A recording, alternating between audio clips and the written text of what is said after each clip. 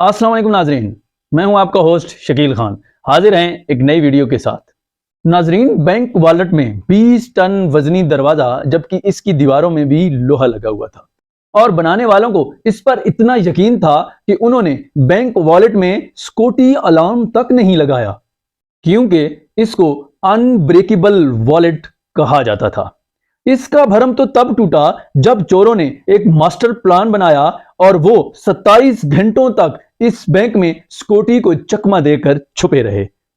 नाजरीन, इस प्लान का मास्टरमाइंड कौन था और इसको हिस्ट्री की सबसे बड़ी बैंक रॉबरी क्यों माना जाता है?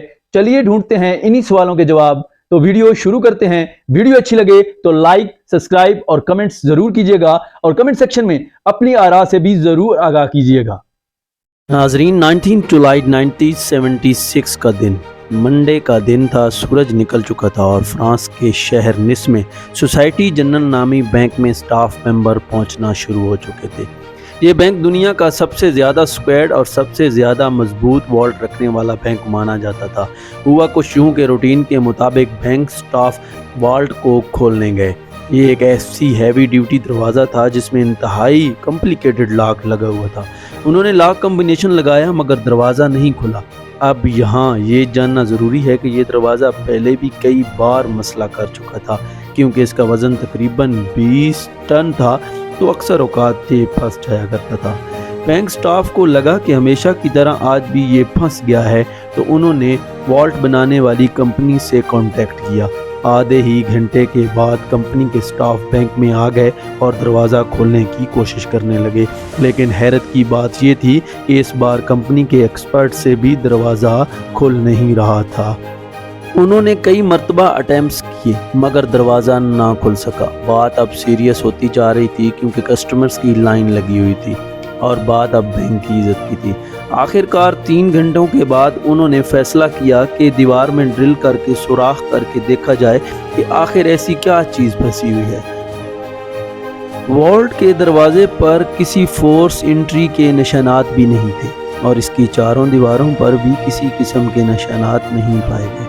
हैवी ड्यूटी ड्रिल से सुराख करके जब अंदर झांका गया तो क्या देखते हैं कि वॉल्ट के दरवाजे को किसी ने अंदर से वेल्ड करके बंद किया हुआ है।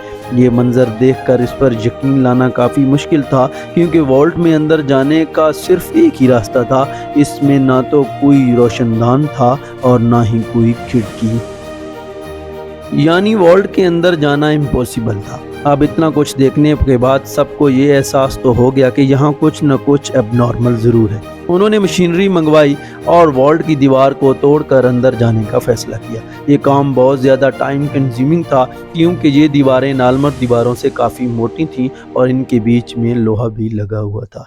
खैर, कई घंटों की मेहनत के बाद इतना सुराख हो गया कि इंसान अंदर जा सके, और जब अंदर देखा गया तो ये मंजर नाकाबिले यकीन था। बैंक वॉल्ट लुट चुका था, कुछ लॉकर टूटे तो कुछ खुले पड़े थे, और सबसे इंटरेस्टिंग बात, वॉल्ट की दीवार पर स्प्रे पेंट से ये मशहूर अल्फाज लिखे थे, जिसकी इंग्लिश ट्रांसलेशन है without arms, without hate and without violence.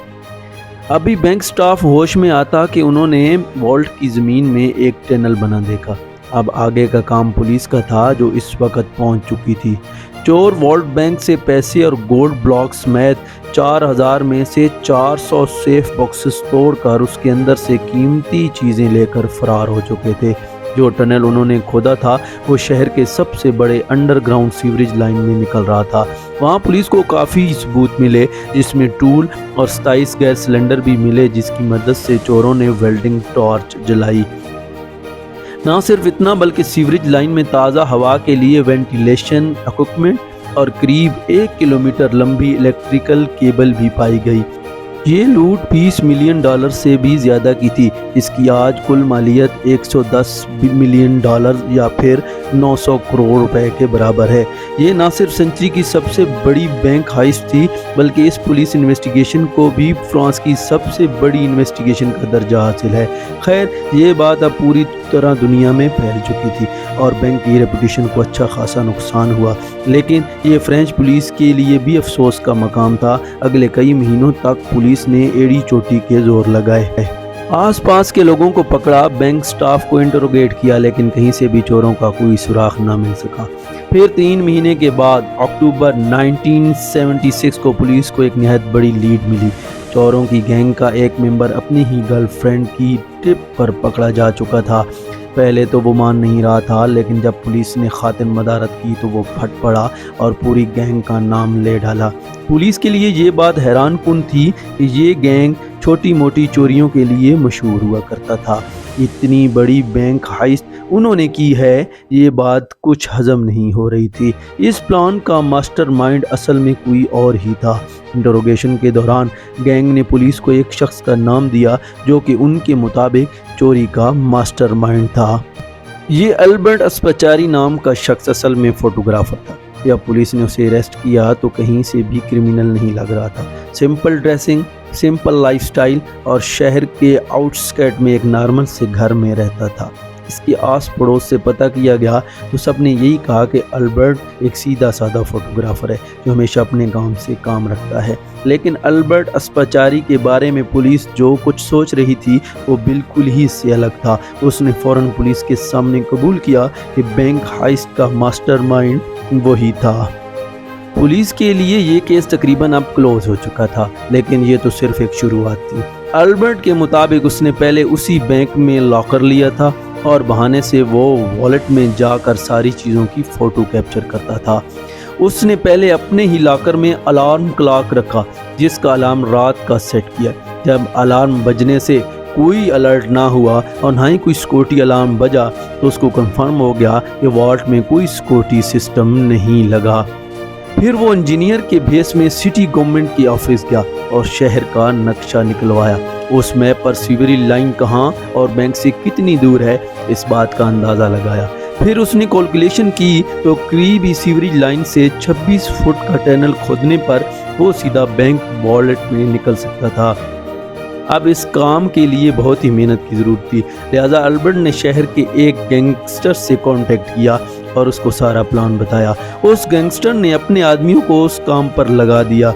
Tunnel को खोदने में तकरीबन 2 माह लगे क्योंकि ये काम बगैर मशीनरी के किया जा रहा था और इस काम को सिर्फ रात के वक्त करना बहुत ज़रूरी था जबकि बैंक में कोई भी नहीं होता था। इस दौरान अल्बर्ट अपनी पूरी कोशिश कर रहा था कि सीवरेज लाइन पर रोड तक भी कोई आवाज़ ना जाए। फिर 18 जुलाई सैटरडे और संडे की रात को वो वॉल्ट में फाइनली दाखिल हो गए। अगले 27 घंटों तक उन्होंने बड़े सुकून से लूट मार की, जिसके दौरान उन्होंने वहाँ लंच भी किया और डिनर भी।